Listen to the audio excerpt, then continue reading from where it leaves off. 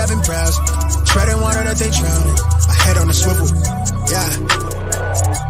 It's only real in my surroundings.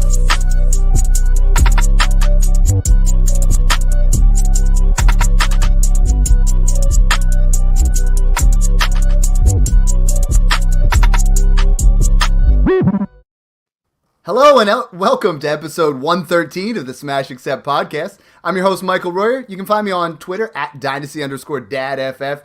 And guys, I mean, we are in the thick of it here, and I'm super excited. Scott Fishbowl playoffs are coming up. We're starting to really look at those rosters now and see, we know where we're at, right? The chips are there. We're going to see if we can push the chips all in for those contenders. We've covered what it looks like to retool. We've covered what it looks like to rebuild. Now, John, Mung, and myself are going to show you guys how to properly push the chips all in. I mean, there's a lot of philosophy. It's not just blindly going all in. We're going to give you some ideas. We're going to give you who has the best schedules. I mean, just some just hard-hitting stuff. But before we do that, it is Thanksgiving. Like tomorrow is Thanksgiving. A lot of you guys are going to listen to this, and it's going to be that time. And, I'm just super excited for watching 3 games, having a day off after the grind, and just getting down to football and enjoying that time with family. John, big family guy yourself. I know you're super excited about tomorrow. Talk to me a little bit about Thanksgiving and what's going on with you and something you're thankful for. You can't lose what you don't put in the middle, but you can't win much either. I'm all in. So this is great. Looking forward to this show tonight and absolutely love Thanksgiving. It's all the F's, right? Faith, family, friends, fantasy football. There it is, all the F's. Yeah, and I'm really thankful just to be on the pod with you two guys. We've been doing this a while. It's always a good time. And I'll throw this out there. Really thankful for all the listeners, those of you that are tuning in with us right now. You are why we do this. It's all about the community for us. And you always reach out and let us know where you need help. And so I really enjoy that. I'm thankful for all those listeners out there. For me, it's pretty cool just to see how it's grown. This week I cleared 4K followers on Twitter, which is cool. We're in Scott Fishbowl, which is really all about community as well. So thankful for all those types of things that bring us all together this time of year. I love that. And the freshly married man, got that Thanksgiving coming up here. Mung, it's been awesome. It's 113 episodes in here. I got to thank you so much, you and John. I mean, it's literally just transformed into something that this is something I absolutely love to do for our listeners, like John said. And Mung, I mean, you're in there week in and week out, and I'm just excited to chop it up with you guys. But what's going on for you for Thanksgiving, and what are you excited for? Yeah, I got a short drive ahead of me, just hanging out with some family tomorrow and then going to the Bucks-Browns game on Sunday. So I'm pretty pumped for that one. Hopefully it won't be too cold, but yeah, it's been a great year, as you mentioned. I just got married, so I'm thankful for all the the friends and family who helped us celebrate, and certainly thankful for all the podcast listeners and the Patreon too, who's kept us honest this entire season and who keeps us involved and up to speed with even though sometimes I see the notifications on my phone for big injuries or big trades that went down. The Smash Patreon group is always on top of things with the latest news and then discussing the fallout of all that news. Yeah, the Patreon's been amazing. It's been, iron sharpens iron. The guys are talking in there the same way that we do. And I see them a lot of times. They're like, hey, John would say this, Mung would say this, Dad would say this. And now they're all kind of forming their own things. It's just been a great community. One thing that I'm really thankful for is the guys that have stepped up, from the Patreon, from the listenership that have jumped on the podcast. We've had Adam Armour's been on here, at JB Undershepherd. We've had at Fantasy Nerd Boy. We've had at Super Skull Fan. I mean, so many guys from that, just that Patreon, those guys, and just forming those friendships and guys jumping on here. And I'm super thankful for those guys.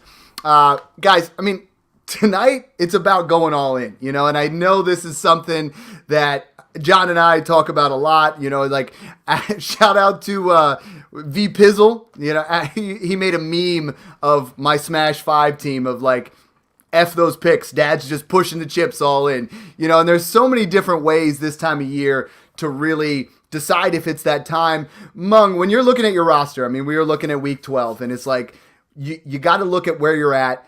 When do you know it's time to push in all the chips? I mean, there's so many guys right now that are in that 6 seed that are pushing it in, and other guys are in that 1 seed. What is that time and what is that area for you guys both that is like, okay, I'm making that move. I think I got the team. Yeah, well, I think one overlooked part of the strategy of deciding whether to push all in at this point in the season is you have to look at your upcoming fantasy schedule, right? Because you might have a really good team, but be facing, the top 2 to 3 seeds over the next few weeks. Or you might have a middling team, but when you look at the schedule, you're going to face, that 1-10 team that's rebuilding and that 3-8 team, whatever it is, over the next few weeks where that you're going to get some ugly wins, but that's going to vault you into the playoffs. So, depending on the schedule coming up, your roster may not actually matter quite as much as how it seems. So you can still make a push even if you're in that 7 or 8 seed spot looking to just kind of climb into that last playoff berth. I love that because I'm doing that on all my teams. Like, I'm sitting there looking, and I'm not just looking at myself, but I'm looking at that guy that I'm tied with. And is he playing that guy that's 0-11 right now? Who's got that one shot where they're going to get a freebie? And especially when it comes to that week 14. Now, obviously, all the Smash pod leagues, we don't have a trade deadline. Anyway, we're not going to debate should there be a trade deadline, shouldn't there be? Because that can change things, right? Like, you don't need to push the chips all in right now if there is no trade deadline. But John, I know you, and you're all in, John, tonight. I see it in the corner. What are some things that you're looking for where you're like, okay, this is the team, right? Like, a lot of times I try to target when I'm rebuilding, I try to target these teams right now that are 5, 6, 7, 8 in that spot where they really want to go all in. How do you know when it's time to go all in? Yeah, when you kind of convince yourself that you have a shot, typically I want to make sure that I'm a top 3 team in the league, and you can clearly judge that with how you've done on your record and your total points scored, and also just kind of how you've performed over the past few weeks leading up to this point. You could be getting hot, right? And I've seen a lot of teams that get hot at the right time to get healthy, the guys in the roster maybe coming off IR or whatever. And so you look at that and you kind of look at, okay, what am I likely to score per week with this team that I have coming into weeks 15, 16, and 17? And you can do the math, right? Just go look at what you think you're going to be scoring per game versus the other teams. And you can quickly size it up. You're like, okay, I'm about 10 points off of the first team. How am I going to come up with 10 more points per game with this roster, right? I could move these younger guys, maybe get a couple of vets that are putting up more points per week right now. Guys that, in Dynasty, guys are willing to part with, right? Because they may only have another couple years, right? These are the Travis Kelce's, the Derrick Henrys, the Devontae Adams and Nuke Hopkins type guys that you can get at that vet discount, but it's perfect for an all-in team. And so, coming back to your question, how do you know? You got to really kind of sit down and look at it, be honest with your roster, and just kind of do the math and make sure that you have a team that can truly win and compete at all. And, what moves do you need to make to try and make your team the number 1 team, go all in and win it? Love it. The thing that I'm looking at right now is we're trying to find, like you said, find that way to score an extra 10 points, an extra 15 points.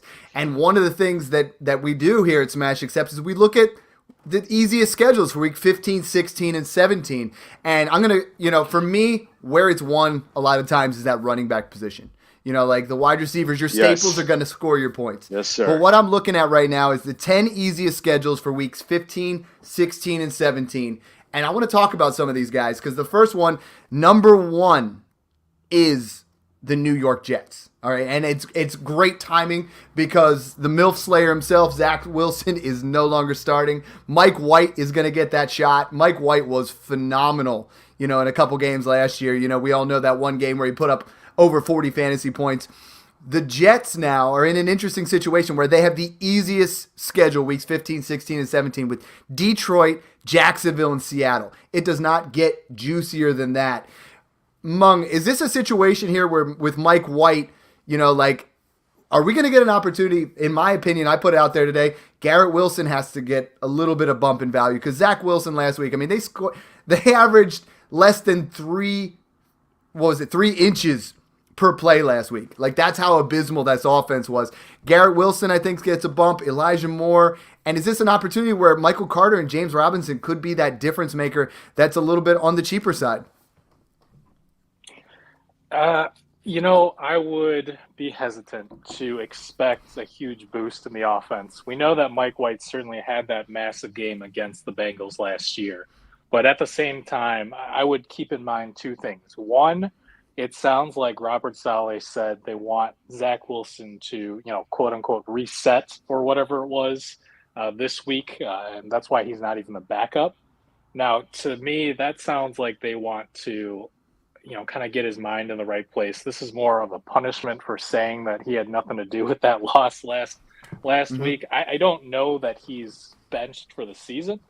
So that's the first thing to keep in mind, because Wilson could be back in the starting lineup as soon as next week.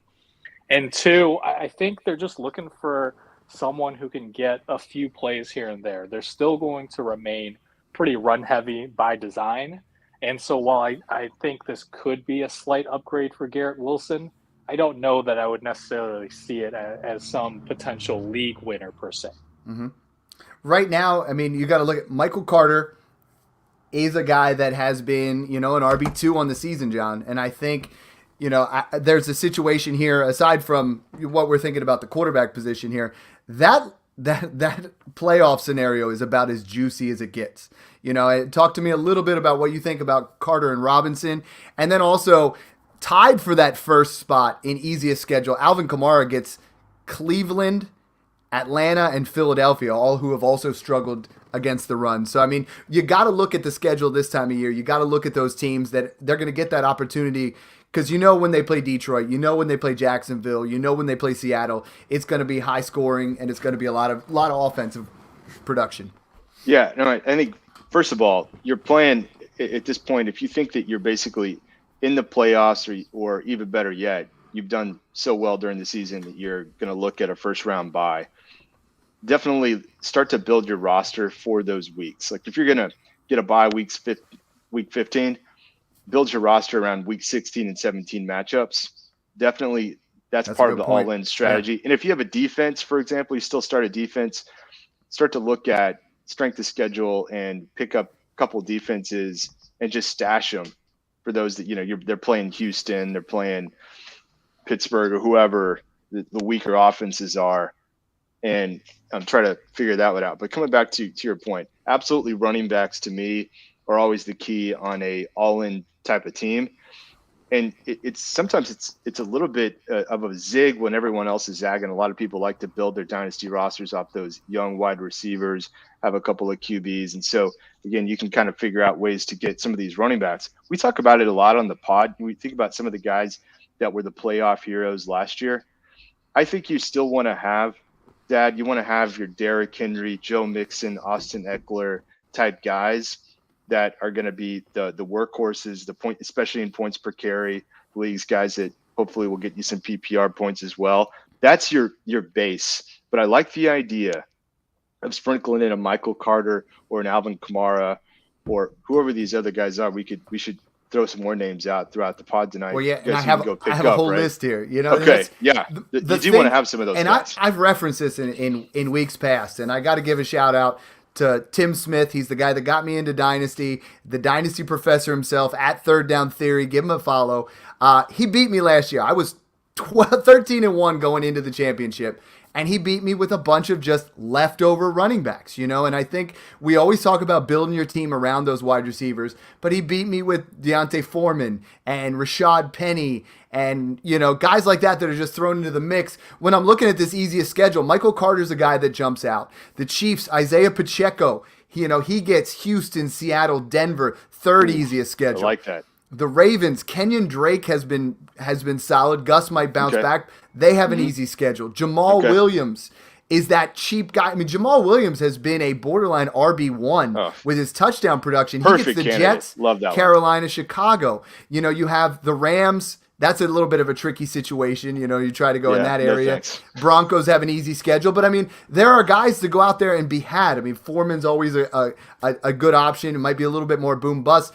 And that's always an option. You know, you go in there with those guys. I recently sold Pacheco for a 23-second plus Kyler Granson in a third because I was like, all right, I don't need him on a productive struggle, but Pacheco could be a guy who, you know, steps up during this fantasy playoffs. And Gus Edwards could be a guy. I mean, you want to have this time of year as many lottery tickets in that running back position as possible. You want to get those handcuffs. You got Leonard Fournette has a super easy schedule, so you want to make sure you have Rachaad White in there. There's so many options in there that I think, I mean, let's keep hitting on this. Mung, who are some of those other guys that are just like the Jeff Wilsons, the Raheem Mosterts? Are there any of those guys that jump out to you where it's like, this is a guy that I should be picking up now because he's still cheap, and I'm always scouring. I'm looking at those bottom 3 teams. In all of your leagues, you should be looking at who's in 9th through 12th, and why do they have Jeff Wilson on their team? Why do they have, you know, certain players? Like, that guy shouldn't be on there. Make them some kind of offer of an upside young player that they think is going to be a big win for them. Right. And, you know, the names that you mentioned are definitely interesting. And I would even look at cheaper options, right? Because right now, a lot of teams are looking to offload those types of players if they're not in contention. And you might be able to get a deal simply because no one's willing to pay, let's say, a second-round rookie pick right now for Latavius Murray, right? Because nobody necessarily believes quite just yet, but Murray could become a potential workhorse in Denver. We saw that he was already getting the goal line carries, and now he's getting used as a receiver with Melvin Gordon waived. He's someone that people just are not super excited about. And you mentioned some of those upside guys, like Pacheco is going to be expensive at this point, I think. But you can get a guy like Dontrell Hilliard or Deion Jackson, who's been forgotten about since Jonathan Taylor came back, who's an ankle tweak from Taylor away from, you know, 20 points with just 5-6 catches every game. So look at those cheaper options if, you know, you aren't getting anywhere in negotiations for some of the more hyped up players. I love that. I mean, the team that I referenced before, I have Eckler, Barkley, Kamara, but Connor, right? But I have all of these guys that we referenced. Tony Pollard, who's through the moon. I have Pacheco, Drake, Jeff Wilson, Hilliard, Deion Jackson, Michael Carter, Chuba Hubbard's another one. Like, this is the time of year where it's like, solidify your wide receivers and just start making some trades to get these guys. Get these guys on the back end of your roster because, one, you have a shot that they're going to help you, and 2, they're going to have better trade value, you know, in this particular time of the year, you know, and I think that's always something to look at. Guys, I have a trade offer. It literally just came through. And he tweaked it a little bit, and I got to get both of your opinions here because I mentioned Tony Pollard, and Tony Pollard has been phenomenal, right? I mean, you look at Tony Pollard over the last couple weeks. He comes off, you know, he drops after the bye, before the bye, 37 points against Chicago as the RB4. After the bye, 27.3 as the RB8. Last week, 40.65 as the RB1.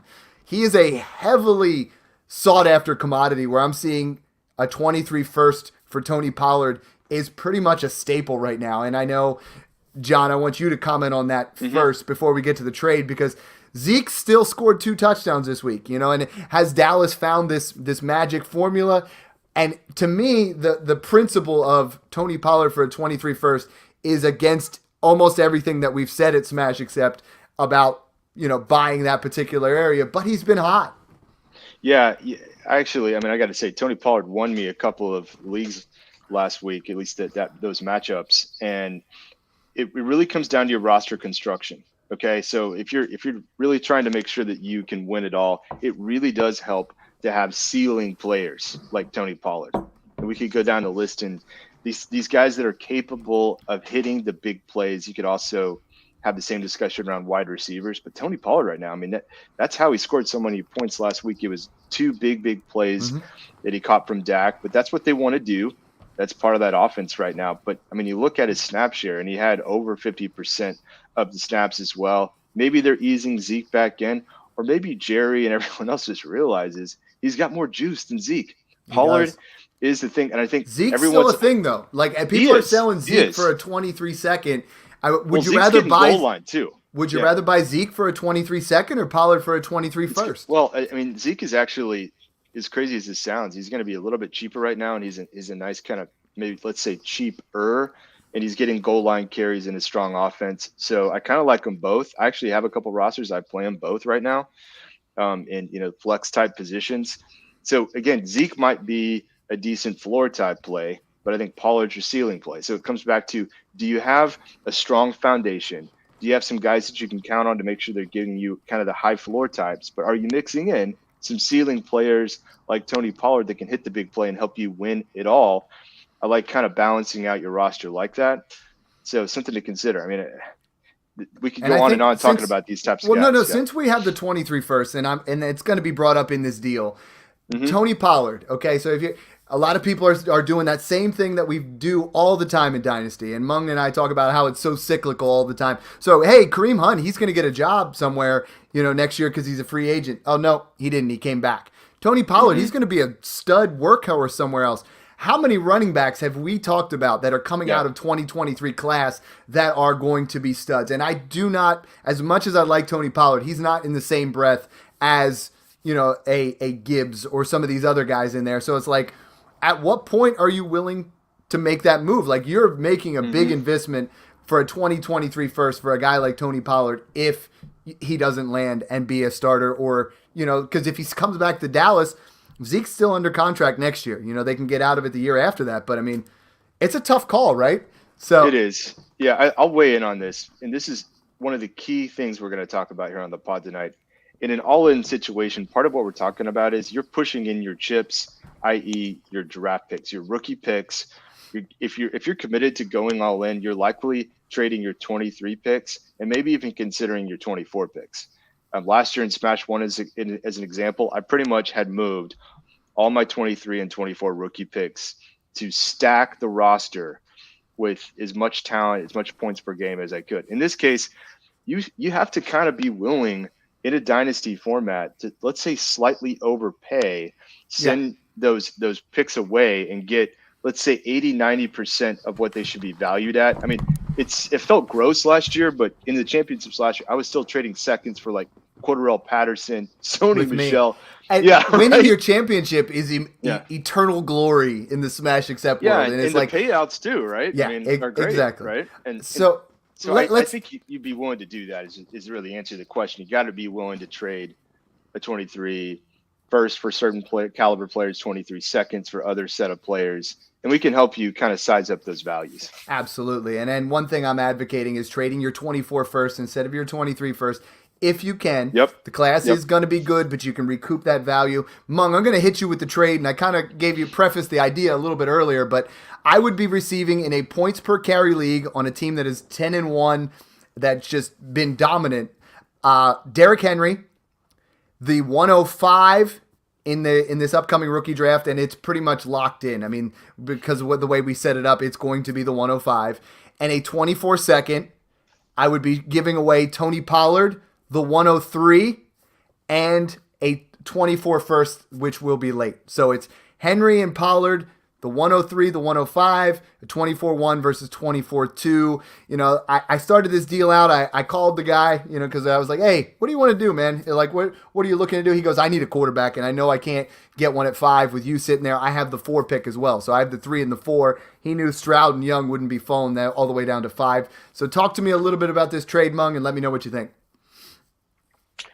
Yeah, I like it as an all-in sort of move. I don't think it's even that much of an overpay because I would equate, the 105 and the second-round pick to the 103, and then Pollard. So basically, Pollard and a 2024 first, right, for Derrick Henry, which in points per carry, I would definitely want Henry just because he is being used as that workhorse, and that matters so much in that scoring format for anyone who hasn't played that. I mean, the workhorse running backs are just on an entirely different level when they get that extra point boost every single week as a floor.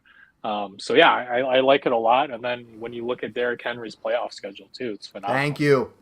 Thank you. That was my next point. So I'm going to have, to John's point, and this is huge, they play the Chargers in Week 15. Week 16, they get the Houston Texans. Yes. The Houston Texans are giving up 180 rushing yards a game. They're getting torched in the end zone.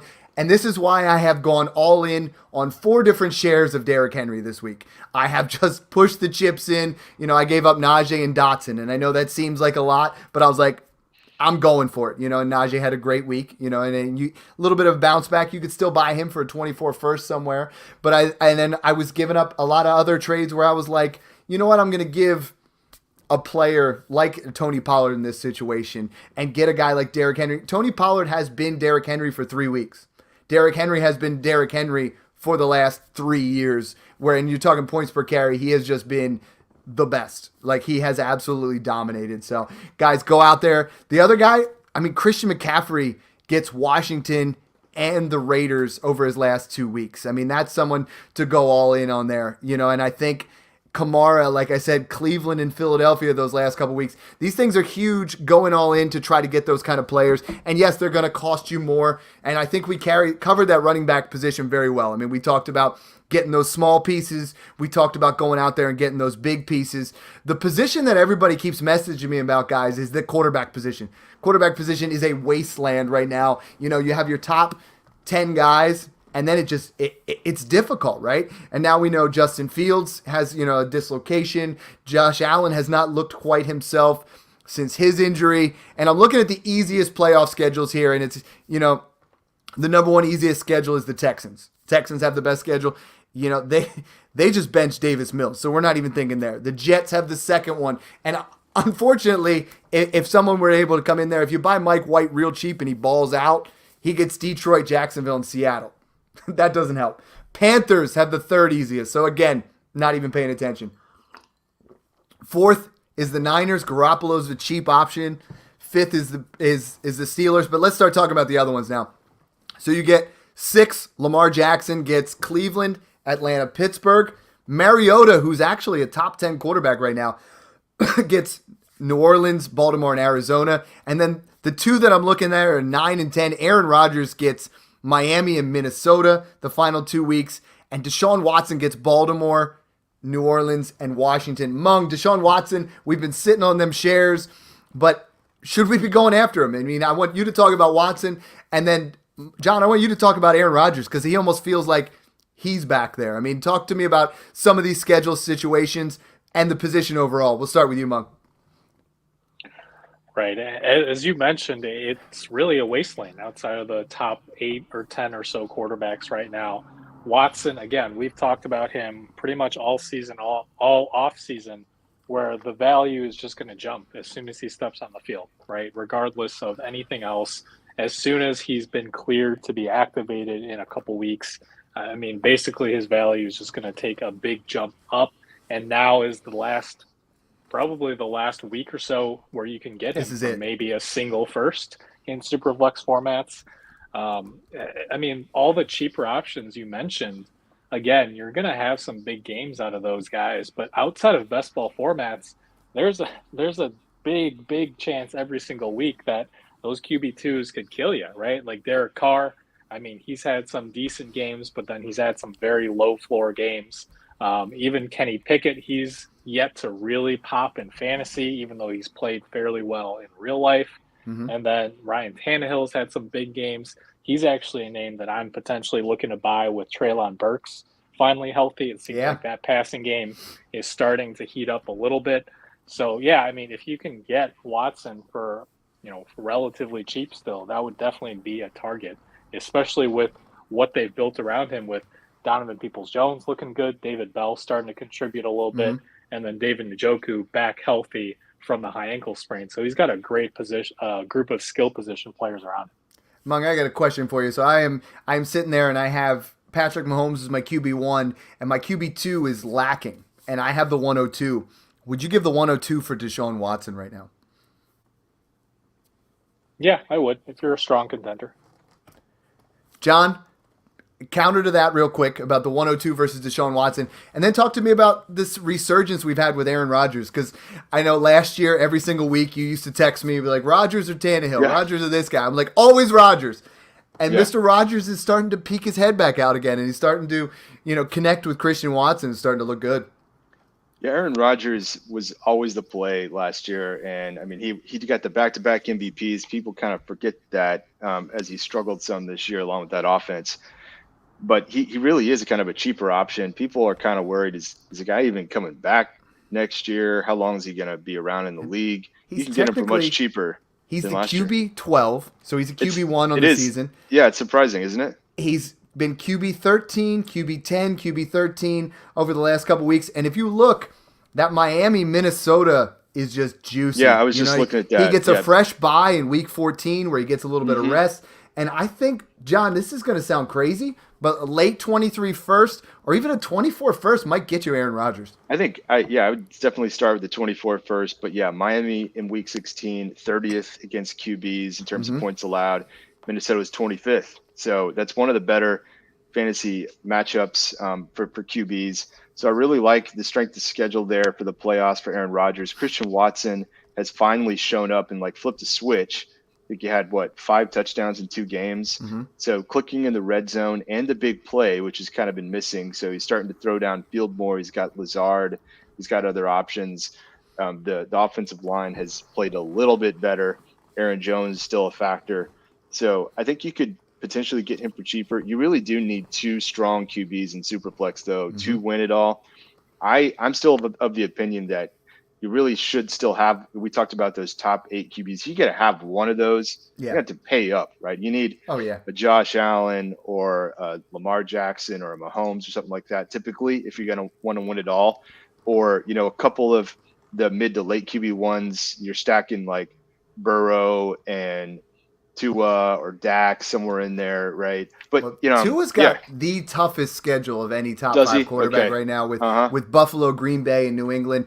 Guys, the guy that I'm going out there and buying, and I have bought him in every league. And if you own him, you're tired of me making offers for him. It's Geno Smith. We've been talking about it for I was just about to say 10 weeks. And the idea of Seattle winning, and Mung talked about it last week.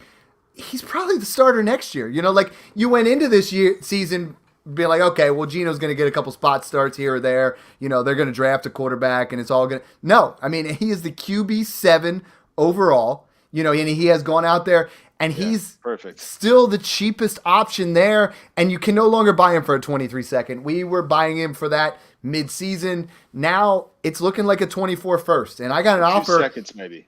Yeah. Maybe. I got an offer of a 24 first for him, and I declined it because he's my QB2. There's so many guys. I just want him on my rosters when I'm ready to compete, and I think I would scale back.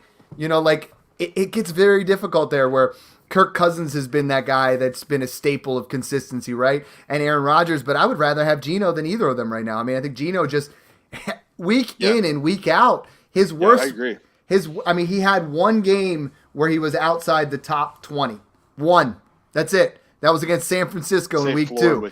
Since then, he's had 4 QB1 weeks and 4 QB2 weeks, all of them right around that fringe QB1 area. And I just think he is the ultimate super flex quarterback to have right now. As crazy as that sounds, right? If you said that a year ago, if we had a time machine, I would have been kicked out of the industry. There's nobody would have believed that about Geno Smith. So is there anybody else that has a schedule that's out there that's I'm a little bit worried about, Justin Field. It's Philly and Buffalo, and he's a little banged up. He's been phenomenal. I'm very worried about Kyler Murray, but he gets, he has Denver and Tampa Bay in weeks 15 and 16. So I've been trying to throw one out. Go ahead. This is a guy that we actually talked about as a buy low over the last couple of weeks, but Justin Herbert is still, from what I've seen in trades, still somebody you can acquire for. I'm scaling off. I was buying there. Off of him? I don't know. I'm looking. I think it depends on what now. you got here. Yeah, it does depend on the price, but he's a guy that's not going to wreck your team if you buy him in. But this week he's got Arizona 26. Next week Las Vegas 31st. Week 14 Miami 30th. Week 15 Tennessee 29th. I mean, these are all bottom 5-6 teams. In week 16 Indianapolis, middle of the road. So if you're just looking for a guy that you could sort of build your team around, I think he's got Keenan Allen is back. Mike Williams may or may not be back, but this past week, he definitely looked better. He looked more confident. He was throwing downfield. He connected with DeAndre Carter a little bit more.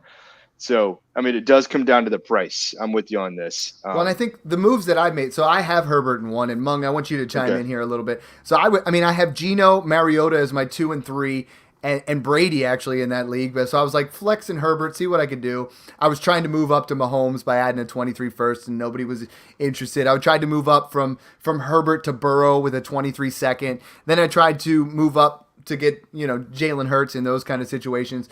Mung, are you comfortable with Justin Herbert as your QB1, and what kind of moves could you potentially make? Because a lot of people are they're ready to hit that panic button, but it's, it hasn't, we've talked about it for weeks. Keenan finally is healthy. Mike Williams came back. What are we doing here with Justin Herbert? Yeah, I would be buying Herbert because his lack of production really has come as a result of Keenan Allen and Mike Williams and Gerald Everett all being hurt almost at the same time for a lot of weeks. Now he's finally getting a lot of his receivers back healthy, and those are the kind of players that you want to target as potential buy lows. The same goes for a guy I mentioned, Ryan Tannehill, who finally has an actual wide receiver now healthy. Tom Brady, who hasn't been great in fantasy, but if Chris Godwin, Mike Evans, and if Julio Jones or Russell Gage can ever stay healthy, then his prospects might be on the up and up over the second half of the season as well. And then somebody that you guys didn't mention, Daniel Jones, who is, I think, like the QB 10 in points per game this year, who threw 2 interceptions against the Lions, but was still a top 5 fantasy quarterback because he ran for 50 yards and a touchdown. The most mobile white quarterback that we've seen in quite some time, perhaps, who isn't talked about enough. Someone in the Patreon called him White Vic. I was like, yo, that's not Vanilla Vic. I was like, yo. Vanilla Vic, that was it. I was like, oh, man. It's beautiful. It's brutal. Yeah. He does, unfortunately, Jones does have Philadelphia in week 14. Yeah. But yeah. Let's move over to the wide receiver position, because this is one where I think you can exploit more than ever, of the guys that are just ballers, the guys that are going to go out there and really just put up points. And for me, I'm going out there and I'm putting all the chips in on Davante Adams and Tyreek Hill. Tyreek Hill is the wide receiver 2. I bought him in multiple leagues this week, and I was shocked that people are willing to trade him, because we're talking about he's going to be 28, and that's where he's at right now. I had a trade. I saw it for at Nathan Moore from the Patreon, and I think this is the most beautiful situation for both sides here. He said he's in a productive struggle. If you guys didn't hear our Cooper Kupp episode with the injury lawyers 2 weeks ago that John and I did, we break down everything you need to know about Cooper Kupp, Dallas Goedert, Zach Ertz. If you don't want to pay those 23 firsts, use these guys in a way to package up. And I love this trade here. So Nathan's in a productive struggle. He gets Cooper Kupp in a 23 second. The guy that's contending gets Tyreek Hill. That's beautiful. That's exactly what we were suggesting doing. I was getting DeAndre Hopkins in a 24 first for Kupp. Depending which side you're there, if you have Cooper Kupp, I think you can make a way to maneuver around a little bit here, John, where you can add a little bit and get Davante, add a little bit and get Tyreek Hill. Yeah, for sure. That's the play. There's really 2 ways you can approach this. You can package a pick with Cooper Kupp and do like a Tyreek Hill, a Davante Adams, DeAndre Hopkins are all good targets. Or you have to be kind of willing to get, let's say, 80% of Cooper Kupp. If you're not going to package it and, you're just taking a step down, but you're still getting points in your lineup every week. So that's kind of how I've been approaching that. I've been approaching different teams if I have Kupp, and then, again, on the flip side, if you're contending and you're still sitting on Kupp, you really got to move him and get something for him, or you're not all in, right? You can't have dead weight on your roster. So just some things to think through there on that one. But I like that trade that you broke down. And Mung, a guy, and I know we've been talking about it for so long, but I have to do it again. Another trade that I got done where I had Cooper Kupp. I got Amari Cooper in a second. And right now, Amari Cooper sits there as the 5th easiest schedule down the stretch, getting Baltimore, New Orleans, and Washington. And he's done nothing but be a wide receiver 1 this season at 28 years old. Right, and we mentioned Cooper, I think, a couple weeks ago as a buy low because he's been producing well even with Jacoby Brissett. And it's very possible that he could be close to a top 5 option if he and Watson develop some chemistry quickly. And, the strength of schedule certainly helps as well. Got to look at some of the other schedules here. I mean, the Texans have the number 1 easiest schedule, and you're not trusting Brandon Cooks or Nico Collins. It's just a tough thing. The Ravens have the 2nd. And again, what are you going to trust? Hopefully that's Mark Andrews, but there's not a lot going there. Panthers, again, that doesn't help. Steelers. Well, actually, with the Ravens, it seems like DeMarcus Robinson is kind of emerging as their lead guy instead of Devin Duvernay. And you can probably get Robinson for a 3rd-round rookie pick right now. Yeah. I would definitely think that. Going to the Steelers at 4, one thing that you guys can do, and another reference to a guy in one of our leagues, is you have that 23 first, and yes, we all want to buy, package up, and pay a ton for CeeDee Lamb, or we want to go get this guy or that guy. George Pickens, is a guy that is in that area where you can, or Chris Olave as, he's the 8th easiest schedule. Garrett Wilson has the 10th easiest. If you have that 23 first, this is a time maybe to try to push in for one of those guys, and try to get yourself a rookie that can put up numbers. And I think sometimes, John, we look at it where we're like, well, I got to buy Devontae. I got to buy this guy.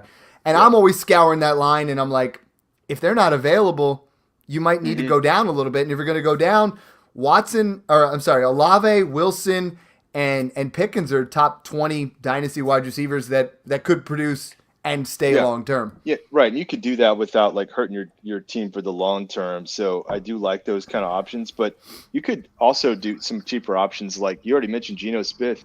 Stack them with Tyler Lockett because I'm looking at that same schedule. You should be able to get Lockett for what, like a 3rd, maybe a couple 3rds, 3rd and a 4th. Pair of 3rds, 24 seconds. I think so. Right, at most. And so. And you're looking at that playoff schedule again, like week 14, Carolina, 15, San Francisco, and week 16, the 31st ranked KC Chiefs. Mm-hmm. So, like that, that's an interesting one. I think what you got to do, and what you like today, what I was doing is like, man, I have Pittman as my wide receiver 1 in the league, and I don't love it, and I went through and I looked, and then I was like, oh man, the guy who's in 3rd to last has Devontae Adams and Diggs. So I aggressively approached him today, and I was like, listen, I got Treylon Burks, I got the 102, I got, Rashad Bateman, I got Michael Pittman. Tell me what it's going to cost. Go to them, and try to make an arrangement. Right. But listen, help me help you, right? This is a perfect time to build dynasty relationships, to put yourself into a situation where you're going to make more future deals, where I said, listen, I have Pittman as my wide receiver 9, full disclosure. I have Tyreek is my 7. I have Diggs as my 8. I'll give you Bateman and Pittman for either one of them. The 2 for 1. Right. Because the ceiling on Devontae Adams, the ceiling on Diggs, the ceiling on, those potential players, Tyreek Hill, is going to be more points than what Michael Pittman's going to put up in a week. Yeah, and I want to add one more thing, too. When you're making these kind of moves, don't be too scared about trading for a pick, right? Because you can cascade that, right? You look at the pieces involved in the deal, look at market value. It's all good. If you decide that, you needed a piece, but you got to throw in and, you got a pick tossed in, well, just flip the pick too, right? So just look at market values and just keep staying active. Cascade, like you said, you're warming up different other teams that are out of the hunt at this point, and you're keeping those conversations open about pieces that you need to get those points per game that you need to win a ship, right? So, you're right. I mean, we talk about cascaded trades all the time, and Fantasy Nerd Boy asked me about it one today, and I mean, it's a little crazy, but he said, hey man, I saw Michael Carter's schedule, and we just talked about it. He said, guy offered me Michael Carter and a 23 first for Mixon. So now you get to a situation here where you're like, Mixon got the concussion, Michael Carter's been an RB2, you insulate a little bit depending on where you're at, right? If you're that guy who's top 2 and you're going to be a buy versus that guy who's 6, who's kind of going in, you almost want to go all the way. But if you get yourself a pick and say Mixon goes down, now you have Carter and you have a 23 first. A 23 first could buy you Dalvin Cook. A 23 first could buy you Devontae Adams, you know? So, like, that puts you in that area. That's great analysis. Mung, Stephon Diggs gets Miami in week 15. You know, Jamar Chase and T. Higgins are in there. And I want to talk to you about a trade that the Big Cheese from our Patreon, he traded Bateman, Kyren Williams, a 23 first and a 23 second for T. Higgins to go all in. So we're talking late first, late second, Bateman for T. Higgins. Yeah, I think it's a fine deal. But just bear in mind, you know, Chase is on the cusp of returning. It sounds like he could even be back against the Titans this week. So I think the value is fine. But personally, I probably would have targeted another receiver. And you guys are talking about all these bigger name players where these are kind of league-shaping deals, right? And we didn't get to the small ones yet.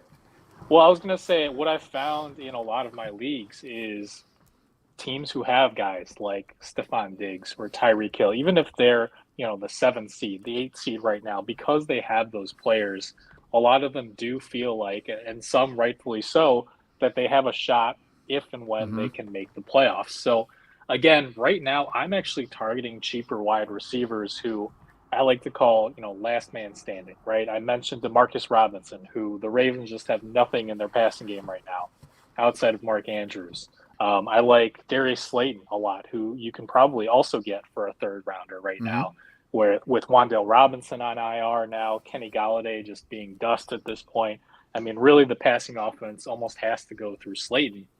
And, you know, these are guys who can win leagues for a lot cheaper than a 1st or a 2nd, where you get to keep those draft picks, right? Because look at last year and prior seasons where Braxton Berrios was a top 10 wide receiver in the fantasy playoffs, and he was practically free, right? A few years back, Brashad Perriman was a top 10 fantasy wide receiver over the fantasy playoffs because both Evans and Godwin got hurt. So, I mean, kind of just look at the cheap options right now, too. Going all in doesn't necessarily have to be a splashy move for a big-name player. Exactly. No, and I like that. John, I made a big splash for Tyreek Hill in Smash 5, you know, and I know you like that. But, I mean, I was like, I have a dominant team. I mean, you look at the squad, and it's Jalen Hurts, Dalvin Cook, Fournette, Tyreek Hill, you know, like I added Tyreek Hill, Devontae Adams, Kelsey. I mean, it is built to smash, you know, and I got the deal done, and I kind of like it. You know, it's Tyreek Hill and Dalton Schultz on my end. I gave up Pittman and Njoku, a 24 second and a 25 second. And this is the one that spurred on that meme of F them picks, you know, which is, I'm going to tweet that one because it's glorious. He took the picture of me with my shades on with my kids at the beach and just photoshopped it beautifully. But talk to me a little bit about this one. Yeah, I really like that move. I really, really do. I mean, if you can get Tyreek for the stretch run and, you know, get, you know, you're moving picks in this case and, you know, a younger wide receiver, massive upgrade at that position. I mean, again, you're putting more points in your lineup and you're not giving much away because these are future picks. You know, Pittman, you hate to part with, but you're just that huge upgrade. I mean, Tyreek's been like #1 overall wide receiver. I've made similar moves for other guys like we've talked about Devontae Adams. We've talked on the show. I traded you in one league for Nuke. We've talked about Keenan Allen. You can do that by parting with a younger wide receiver and or picks. And so got to applaud that kind of trade. It's going to put you in such a tough position to beat in Smash 5. Good luck to the other guys in Smash 5. It's going to be fun to watch. And Mung, we talked about Jameson Williams, and I want you to talk a little bit about him. He's practicing, and I know you'll probably hate my trade here, but I'm in a league where I'm 21-1. The only one I lost was by 4 points on the median, but this team, again, absolutely all in. And Mike Williams has struggled for me a little bit. You know, I've really struggled. I have Tyreek Hill as my wide receiver 1. I needed a wide receiver 2. And I used Jameson Williams as capital and added Jameson Williams to Mike Williams for Devontae Adams. Now, I know you're going to be a little bit mad at me. John, you might actually like that one because we're like Devontae's one of those guys. But talk to me a little bit about Jameson, and it's this one that I'm probably going to regret in a couple years. In a couple years, probably, maybe. But again, kind of to what John's point, you know, earlier, right? At this point in the season, it's a calculated gamble to Mm-hmm. potentially overpay a little bit for these guys who can win you the titles and who are, if you do win the title or even, just place in the top 3, depending on your payout structure, can pay for your league dues over the next 4 or 5 years. So again, I think it's a slight overpay, but as long as you're a strong contender, it makes sense.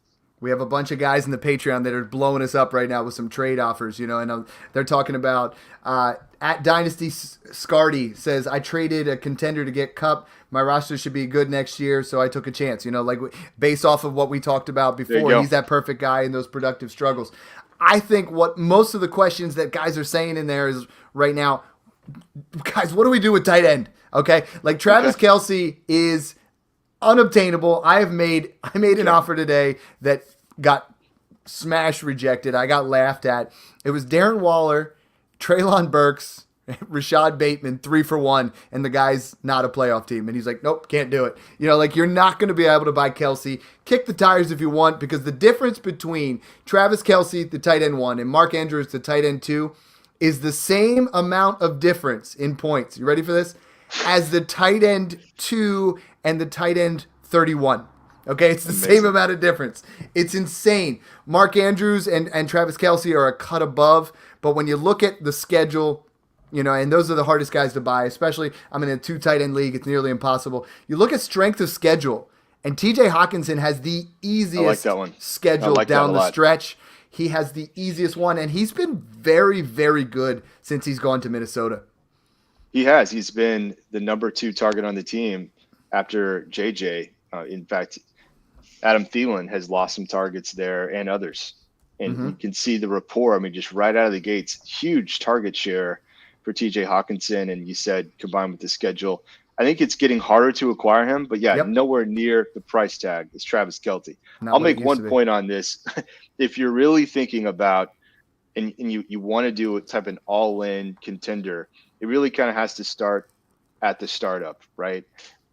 Just if I can take a quick tangent on this, you're zigging while everyone else is zagging, right? In a dynasty, you're trading up in the draft when everyone else is trying to trade down and acquire more assets, more picks. You're trading your rookie picks to get those premium players that are going to help you win, contend now. So that's when you go after Travis Kelce. He has, and we saw this in startups this year because of his age. He's sliding down draft boards. And those savvy guys, I got him at 402. That's what I'm talking about. That's the time to do it.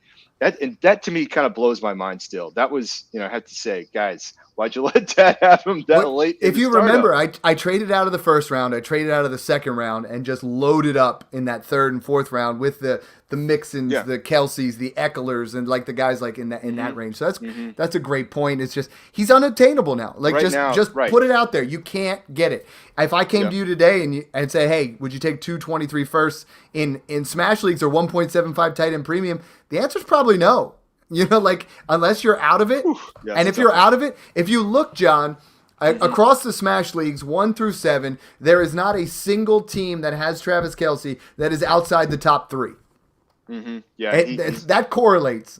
Well, and what it does, and it gives you that positional advantage. We talked in the punt episode about giving yourself a disadvantage, vacating one position. And we were suggesting running back, right? Or maybe even quarterback, where you're not scoring anything. If you want to win it all, you have to find a way to get yourself the positional advantage. So what is it going to be for you, right? Is it Travis Kelce? That's an automatic one at tight end, but if that's unattainable, you got to figure out a way to do it at other positions. Yeah. So that it's really the flip of what we talked about on those punts. And there's a couple young guys right now, Mung, that have great strengths of schedules too. I mean, you look at Pat Fryermuth, he has the best strength of schedule for the rest of the season, and a top 5 overall in the playoffs. You look at Gerald Everett, again, one of his super easy schedules there. Greg Dulcich has a very easy schedule. Yep. Cole Kmet has a good schedule. Tyler Higbee. I mean, there's a lot of guys. Yep. Dalton Schultz, who since Dak's been back, has been fantastic. I mean, everyone's asking, what do I do with the tight end position? And they're like, if you ain't first, you're last. But we got to figure out what we're doing in that area after Mark Andrews. I mean, who are those guys that we're buying? Who should we be making moves in? And I was buying Njoku, but he has the hardest strength of schedule coming up through here for the tight end position. Yeah, and one name that kind of gets lost in the shuffle, who's not really in that elite tier at this point, but not, one of the dart throw guys either, is George Kittle. I mean, he gets Seattle and the Raiders in the fantasy playoffs. And again, with all these options for Garoppolo, the ball is getting spread around quite a bit, but we know that he's got, 40-point upside any given week. Yeah, it just showed us that.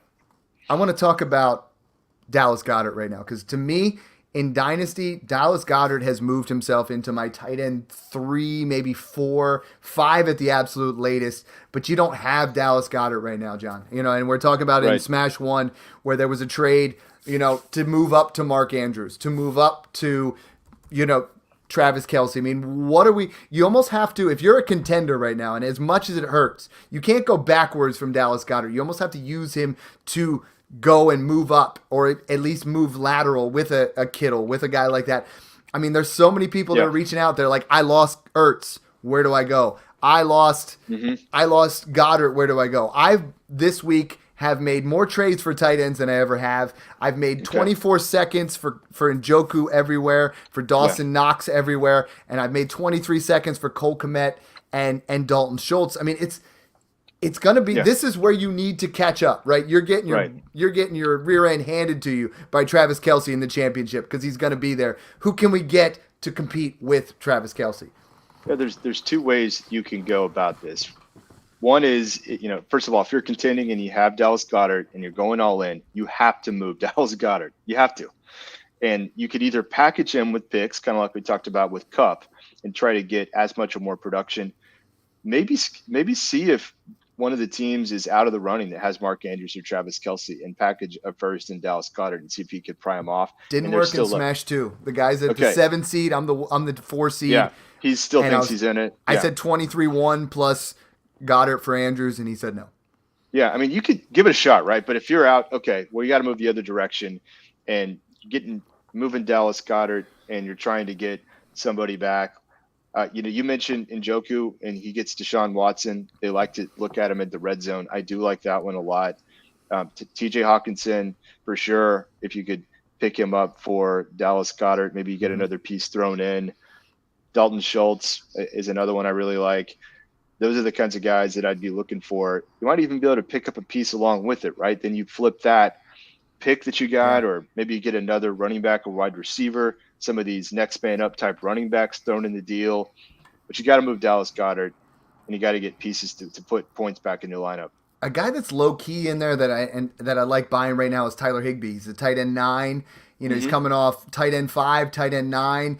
And when you look at the schedule, when it's, the first 5 weeks he was top 5, and now he gets some nice cake matchups here in KC, Seattle, and Las Vegas. A little bit tougher in the playoffs, but Tyler Higbee's a cheap fill-in because guys are going to need that cheap fill-in, and I think that was a great point. If you can't trade Dallas Goedert for Mark Andrews or Travis Kelce, don't be short-sighted. Go out there and put Dallas Goedert and Christian Kirk together to go get yourself Tyreek Hill. Get that wide receiver who's going to make that difference, because you're not making the difference at tight end if you're going and trading for Gerald Everett. That's not your league-winning mentality, but it keeps you at a solid 10, 12 points, but then you put Dallas Goedert with someone else and you get yourself an upgraded quarterback, an upgraded running back, an upgraded wide receiver. This is a topic where I think we could talk for 4.5 hours and not stop, but it's just like the dynasty philosophy of the tight end position is just a very difficult thing, Monk. Yeah, it's really tough because, again, tight end just is a desert, right? It's almost worth not looking at upgrading the position if you have a serviceable player, if you can't get Kelce or Andrews or one of those guys. So really, like you said, I'm looking to upgrade all the other positions, cheap running backs, cheap wide receivers. Basically, I'm looking to get more bang for my buck.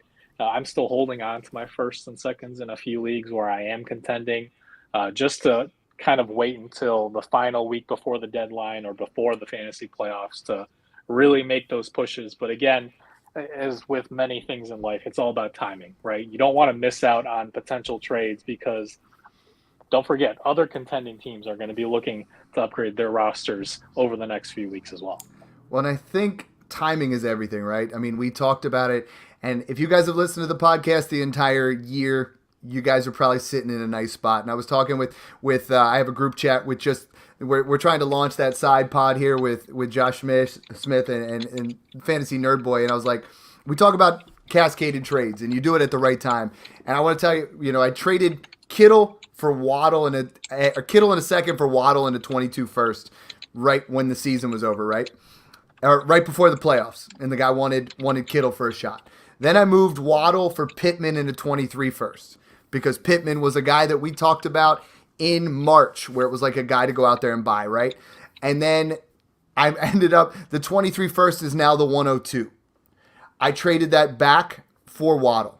So now we're like in a situation where essentially it's going to be end result Kittle for Waddle, Pittman, and plus. Like no matter what in those situations, guys, you want to flip and you want to cascade and you want to do the insulation and all the things that we've been teaching you guys along the way. We just wanted to give you some ideas of how to push all in.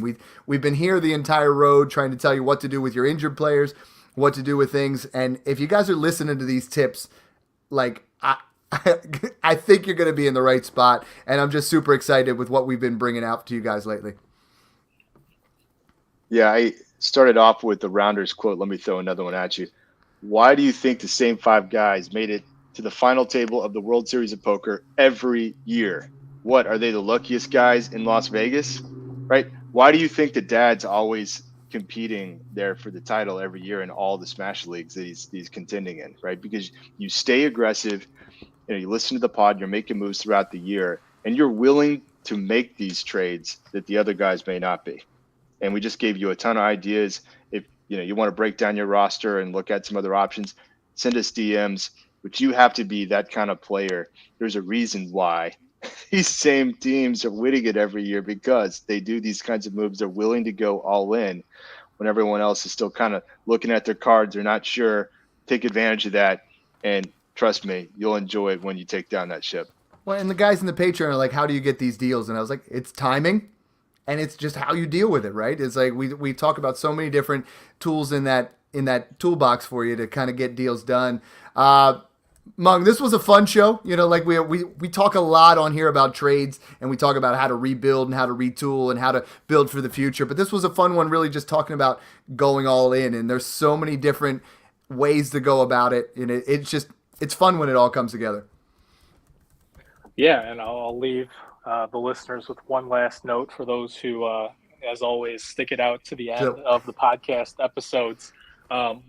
Keep in mind, too, as you're looking at fantasy playoff schedules, that some teams have players returning from injury, right? We talk about guys returning like Marquise Brown on the offensive side, but it's important to look at the defense, too, because the Bills haven't been a scary matchup right now. We just saw Amari Cooper go off on them this past week. But that's without Tre'Davious White and without Micah Hyde, who could still make it back towards the end of the season, right? You guys talked about Miami as a good matchup, and Byron Jones has been out, but he could be activated over the coming weeks, and that would make their secondary a lot tougher with the tandem, of Byron Jones and Xavier Howard, right? And then even a great example would be Atlanta, where A.J. Terrell came back against the Bears after missing a few games. And the first game where Terrell was out was the one where DJ Moore had 150 yards and a touchdown. And when they played again, Moore did not do so hot when Terrell was back in the lineup. So those are all little details that you should bear in mind as you're looking ahead to the fantasy playoff schedules too. Dude, absolutely love it. Love it. Last thing I got to know from each of you, the 101 of Thanksgiving dinner for you tomorrow. What is it, John? What's that one thing that every year you're like, boom, that's it? For me, you got to have that dressing to go with the turkey, that combo. Yeah. That's the killer duo. That's your Jalen Waddle and Tua for me on Thanksgiving. I gotta have that mix. There you go. Mung. Sometimes the chalk plays are chalk for a reason, and none of the sides matter if you don't have the good turkey. So just, as long as I have the turkey, nothing else really matters. And mine's going to be interesting since my mom's sick. Get well, Mom. We're doing Thanksgiving. It was just me and the kids. And I was like, guys, you want to have turkey twice? They're like, nope, crab cakes and crab legs. I'm like, let's do it. Okay, Thanksgiving the all right right. way. Hey, Nice. thanks again. Thanks again for tuning in, guys, and enjoy the process.